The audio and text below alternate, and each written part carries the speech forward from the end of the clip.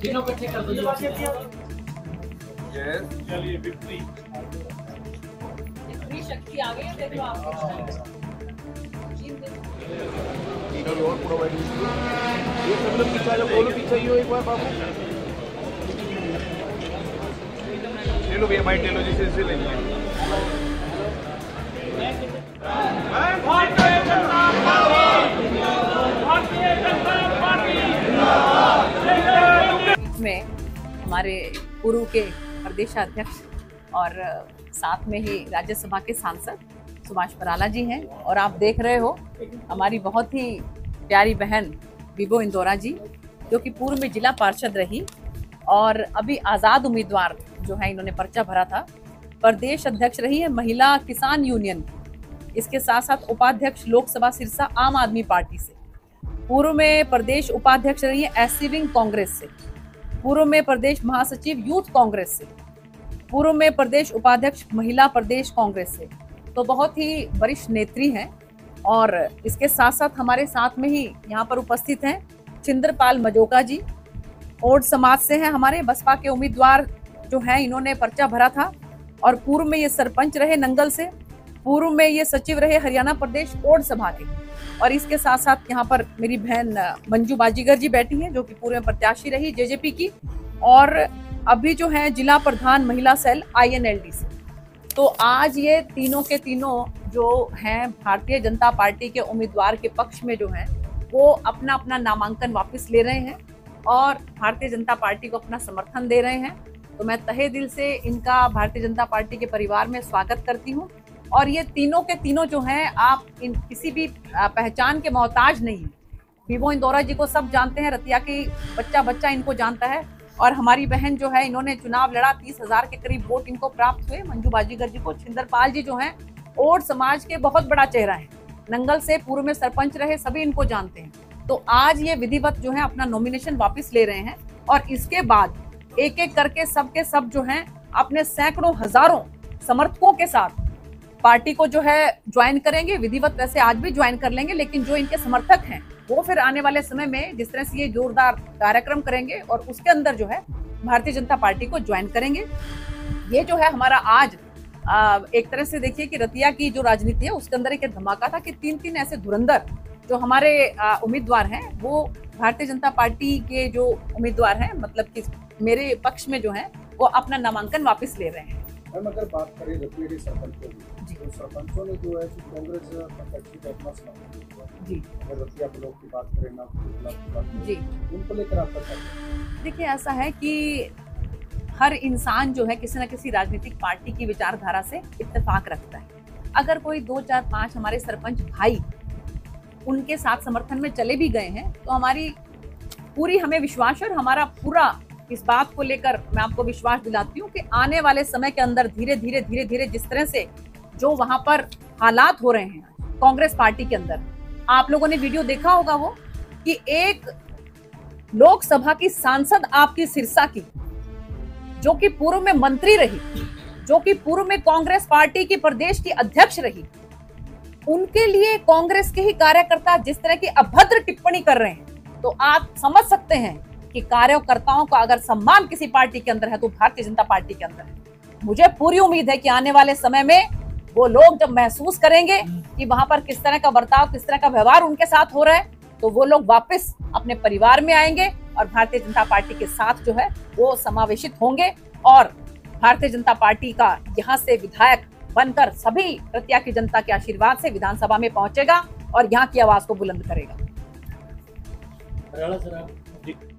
जिस तरीके से कांग्रेस पार्टी के वरिष्ठ नेतागण जो हैं वो आरक्षण के बारे में भ्रांति फैला रहे हैं और हमें ये लग रहा है कि जो चीज उन्होंने लोकसभा चुनाव के समय में भारतीय जनता पार्टी के लिए कही, असलियत में वो उन पर लागू होती है। कांग्रेस पार्टी जो है वो हर हालत में आरक्षण खत्म करना चाहती है, और इस बात की जो है एक वानगी आपको जो है उनके वरिष्ठ नेतागण उनके मुख से भी सुनने को मिली होगी कि उन्होंने खुद ये बात एडमिट किया है कि हम आने वाले समय में आरक्षण को खत्म कर देंगे। और जिस तरीके से वहां पर जो दलित, शोषित, वंचित वर्ग है उनके साथ जो व्यवहार किया जाता है वो भी आप लोगों के सामने स्पष्ट है। आप लोगों ने पिछले दिनों ही वीडियो देखा होगा कि किस तरह से जो वरिष्ठ नेत्री अभी लोकसभा की सांसद हैं, और इसके साथ साथ पूर्व में जो कि कांग्रेस पार्टी की प्रदेश की अध्यक्ष रही, पूर्व में जो मंत्री रही, बहुत वरिष्ठ नेत्री हैं, उनके बारे में कांग्रेस पार्टी के जो कार्यकर्ता हैं जिस तरह की अभद्र टिप्पणी कर रहे हैं, तो मुझे लगता है कि आज कांग्रेस पार्टी के अंदर जितने भी हमारे भाई जो शोषित हैं, दलित हैं, वंचित हैं, उनको एक बार फिर से सोचना चाहिए कि कौन सी पार्टी ऐसी है कि जो उनके साथ खड़ी है, उनको सपोर्ट करती है, उनके उत्थान के लिए काम करती है, और कौन सी पार्टी ऐसी है कि जहां पर दलित, शोषित, वंचित वर्ग के लिए कोई सम्मान नहीं है। तो मैं आपके माध्यम से ये कहना चाहती हूँ कि ये भली भांति उस समाज को सोचना चाहिए, और इसी बात को ध्यान में रखते हुए आज आप ये देखिए कि सर्व समाज के हमारे यहाँ पर भाई बंधु जो हैं, इन्होंने भारतीय जनता पार्टी को जो ज्वाइन करने का बीड़ा उठाया है, और मैं इन सबका भारतीय जनता पार्टी के परिवार में बहुत बहुत स्वागत करती हूँ। आज हमारा ये भारतीय जनता पार्टी का परिवार मजबूत हुआ है, इसमें हम सब के लिए बड़ी खुशी की बात है कि जो हमारे रतिया विधानसभा या जिले में बहुत लंबे समय से सक्रिय हैं, बीबो इंदौरा जी जिला पार्षद के साथ साथ, जैसे बहन सुनीता जी ने बताया कि बहुत सारे पदों पर आप अलग अलग समय के अंदर रहे हैं, ये किसी परिचय का मोहताज नहीं है। हम सब लोग इनके बारे में जानते हैं कि बहुत लंबे समय से पूरे क्षेत्र के अंदर आप सक्रिय हैं। साथ ही साथ बहन मंजू बाजीगर, ये भी पिछले चुनाव में 30,000 मत प्राप्त करके इन्होंने बड़ी मजबूत उपस्थिति इस क्षेत्र के अंदर दर्ज कराई थी। साथ साथ भाई छिंद्रपाल जी, ये भी जाना पहचाना चेहरा है। आज जब इस प्रकार के मजबूत लोग भारतीय जनता पार्टी के साथ यहाँ जुड़े हैं, तो निश्चित रूप से इन सब हमारे साथियों के आने से आज भारतीय जनता पार्टी मजबूत हुई है। बहन सुनीता दुग्गल जी, इनका जो चुनाव है आप देख रहे हैं कि लगातार दिन प्रतिदिन मजबूती मिल रही है। आज पूरे प्रदेश में जिस प्रकार का वातावरण है उससे रतिया भी अछूता नहीं है। लोग चाहते हैं कि जैसे देश के अंदर तीसरी बार नरेंद्र मोदी जी प्रधानमंत्री बने, एक रिकॉर्ड जो नेहरू जी का था उसकी बराबरी की, और हरियाणा के अंदर इस बार हरियाणा की जनता भारतीय जनता पार्टी के नाम एक नया रिकॉर्ड बनाने जा रही है कि कोई पार्टी की सरकार तीसरी बार लगातार प्रदेश के अंदर बने और नायब सैनी जी प्रदेश के मुख्यमंत्री बने, क्योंकि इसके पीछे बहुत सारे कारण हैं।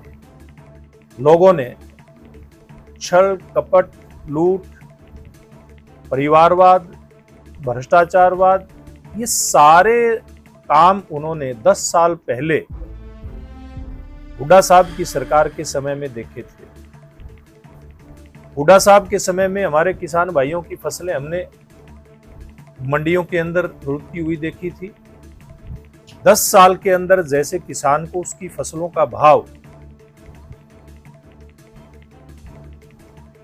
जो मिला है, आप देखेंगे अगर हम आज की धान की फसल हमारी मंडी में जाने वाली है, जब हमारी सरकार आई उस समय लगभग 1300 के आसपास भाव धान की फसल का था।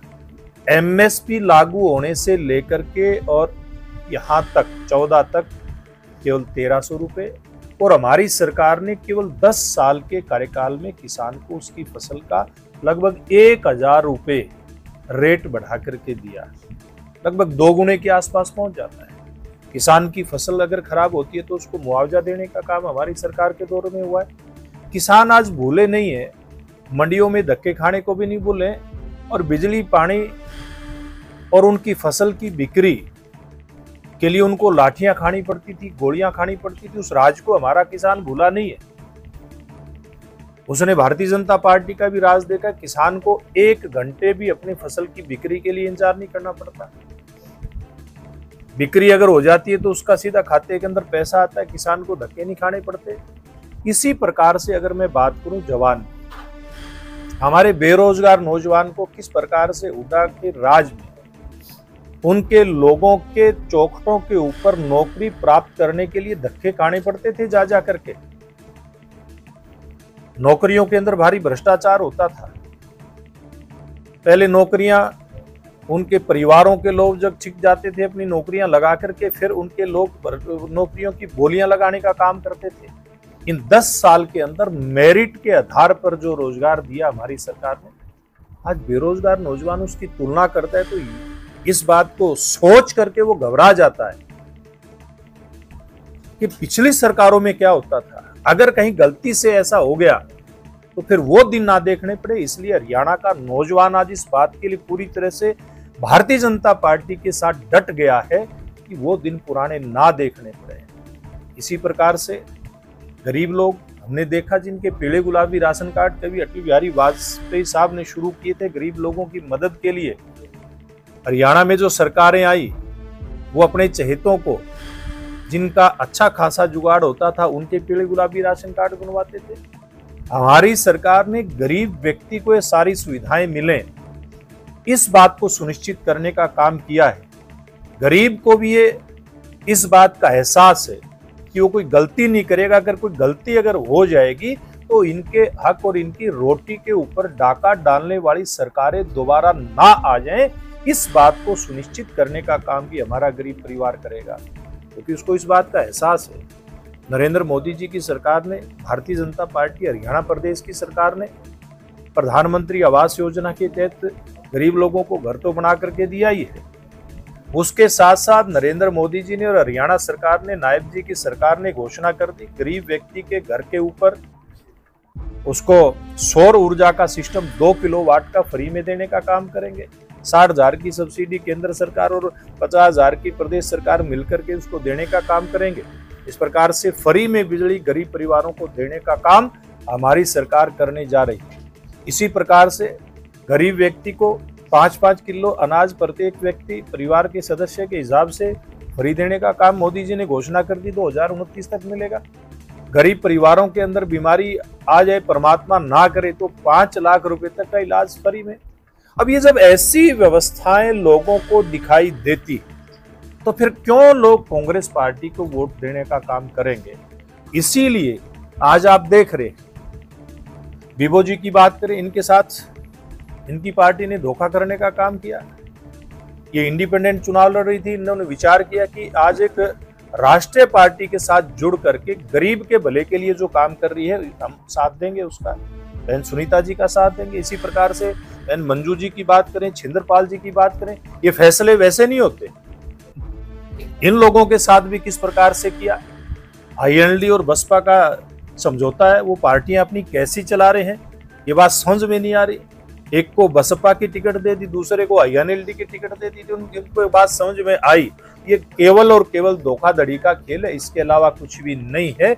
आज इसलिए राष्ट्रीय पार्टी के साथ आज ये जुड़ करके और इस बात को इन्होंने सुनिश्चित करने का ऐलान किया है कि बहन सुनीता दुग्गल को ये मजबूत करते हुए, और जब 5 तारीख को जब चुनाव आएगा, इतनी संख्या में कमल का वोट ये डलवाएंगे कि हम रिकॉर्ड बनाते हुए इस सीट को जीतने का काम करेंगे।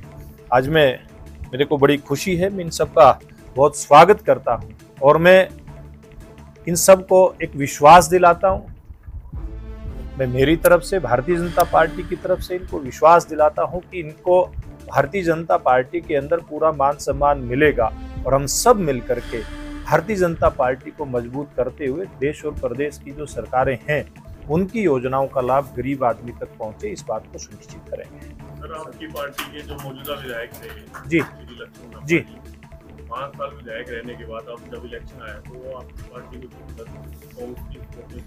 देखिए, कई बार क्या होता है कि व्यक्ति की बहुत सारी इच्छाएं ऐसी होती हैं, तो हो सकता है परमात्मा भी पूरी ना कर पाए।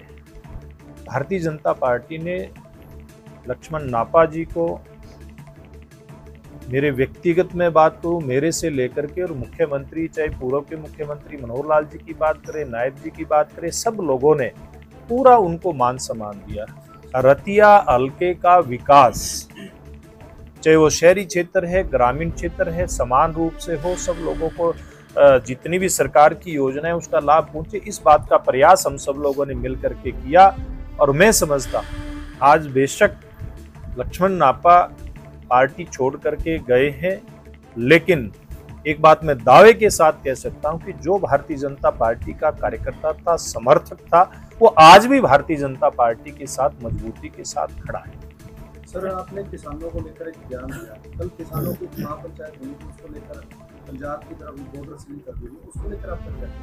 देखिए, ये मामला कौन सा बॉर्डर सील करना, क्या करना, किसको कहाँ प्रोग्राम करने देना, ये अब आचार संहिता लगी हुई है, इसमें भारतीय जनता पार्टी का या इसमें हमको इस पे टिप्पणी नहीं कर सकते। कानून व्यवस्था को दुरुस्त करने के लिए, उसको ठीक रखने के लिए जो भी पुलिस प्रशासन को फैसला लेना होता है वो अपने तौर तरीके से लेती हैं। लेकिन मैं एक बात कह सकता हूँ कि भारतीय जनता पार्टी की सरकार ने, जैसे मैंने आपको उदाहरण दिया, भारतीय जनता पार्टी ने 1300 करोड़ से ज्यादा का मुआवजा, फिलहाल में 1300 करोड़ से ज्यादा पहुंच गया है, और कांग्रेस की सरकार ने 100-125 करोड़ से ज्यादा 10 साल में नहीं दिया था। आज किसान को इस बात का एहसास है कि आज अगर किसान के खेत में निर्बाध उसको ट्यूबवेल चलाने के लिए बिजली मिलती है तो भारतीय जनता पार्टी की सरकार ने दी है। जैसे मैंने आपको बताया कि कांग्रेस पार्टी की सरकारों में भी धान की फसल आने वाली है, मंडियों में किसान को याद आ रही है बात वो कि कैसे उसकी अपनी फसल बेचने के लिए उसको मशक्कत करनी पड़ती थी, लाठियां गोलियां खानी पड़ती थी उसको। और हमारी सरकार ने, अगर रेट की भी बात करें, 1300 रुपए पूरी उम्र में रेट दे पाई कांग्रेस पार्टी व अन्य सरकारें। हमारी सरकार ने 10 साल के कार्यकाल में 1000 रुपए बढ़ा करके दे दिया। तो किसान इन बातों का बहुत अच्छे तरीके से मूल्यांकन करते हैं, और मूल्यांकन जब किसान करता है तो उसको याद आता है कि इतने संवेदनशील प्रधानमंत्री हैं कि किसान की फसल की अगर लागत मूल्य बढ़ने की आशंका होती है तो उसको 6-6 हजार रुपए किसान के खाते में डालने का काम करते हैं। और हमारे मुख्यमंत्री को जब एहसास इस बात का होता है कि बारिश कम हुई है तो हमारे मुख्यमंत्री नायब सैनी जी ने किसान को प्रति एकड़ 2000 रुपए किसान को इंसेंटिव देने का काम किया, प्रोत्साहन देने का काम किया। इन सारी बातों को किसान ध्यान में रखते हुए मैं दावे के साथ कहता हूं कि भारतीय जनता पार्टी के साथ किसान रहेगा, और भविष्य के अंदर भारतीय जनता पार्टी की सरकार बढ़ा करके कैसे किसान का भविष्य में और ज्यादा भला हो इस बात को सुनिश्चित करेगा। देखिए, Bharatiya Janata party comfortable majority के साथ हरियाणा प्रदेश के अंदर सरकार बना रही है। सर, आपने एक सवाल पूछा, आपने कहा कि हरियाणा में तीसरी बार नायब सैनी के समर्थन में सरकार बनी, जी, लेकिन सोशल मीडिया पे एक बयान वायरल हो रहा है कि अनिल विज जी ने कहा है कि अगर प्रमुखता के आधार पर देखा जाए तो मैं सीएम का पक्का दावेदार। देखिए, उन्होंने अपनी बात कही है, और मुख्यमंत्री पद की दावेदारी किसकी होगी किसकी नहीं होगी भारतीय जनता पार्टी का राष्ट्रीय नेतृत्व तय करेगा। लेकिन अनिल विज भारतीय जनता पार्टी के बहुत वरिष्ठ नेता हैं। उन्होंने इतना कहा है कि वरिष्ठता के आधार पर मैं मेरा दावा पेश करूंगा। दावा तो कोई भी पेश कर सकता है, कोई दिक्कत नहीं। और उन्होंने ये भी कहा है कि फैसला पार्टी हाईकमान करेगा। इसलिए अनिल विज जी पार्टी की भलाई के लिए हमेशा से उन्होंने काम किया है। हम तो युवा मोर्चा के समय से देख रहे हैं, अनिल विज भारतीय जनता पार्टी के बहुत वरिष्ठ नेता, हमारे आदरणीय। सर, जैसे कि कांग्रेस में गुटबाजी है, भाजपा रतिया पार्टी में भी ऐसा कुछ है? देखिए, परिवार के अंदर भी विचारों का अलग अलग होना बहुत स्वाभाविक है। विचारों की भिन्नता कई बार हो सकती है, लेकिन लक्ष्य भारतीय जनता पार्टी के कार्यकर्ता का एक है कि कैसे देश में जैसे तीसरी बार सरकार बनी वैसे ही हरियाणा में भारतीय जनता पार्टी की सरकार तीसरी बार बनी। बहुत धन्यवाद।